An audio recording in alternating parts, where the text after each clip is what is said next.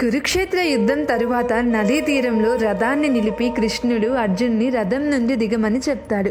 సాధారణంగా రథసారథి అంటే కృష్ణుడు ముందు దిగాలి, తరువాత రథికుడు అర్జునుడు దిగుతాడు. కానీ ఇక్కడ కృష్ణుడు ముందుగా రథం దిగమని అర్జునుడిని సూచిస్తాడు. కృష్ణుడు అర్జునుడిని తన కవచాలు, బాణాలు మరియు అక్షయ తునీరాలను తీసుకుని దూరంగా వెళ్ళమని చెప్తాడు. హనుమంతుడిని కూడా జెండా నుండి వెళ్ళిపోమంటాడు కృష్ణుడు.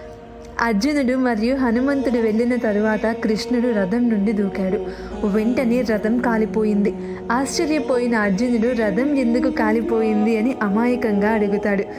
కృష్ణుడు రథం భీముడు, ద్రోణుడు మరియు కర్ణుడు వంటి గొప్ప యోధులు ఉపయోగించిన శక్తివంతమైన ఆయుధాల ద్వారా ఎప్పుడో నాశనమైందని, యుద్ధం ముగిసే వరకు నేను హనుమంతుడు కాపాడామని అంటాడు. ఆ శక్తికి యుద్ధం తరువాత ఆ రథం ఒక్కసారిగా బగ్గుమని అగ్నిజ్వాలల్లో మండి బూడిద అయిపోతుంది.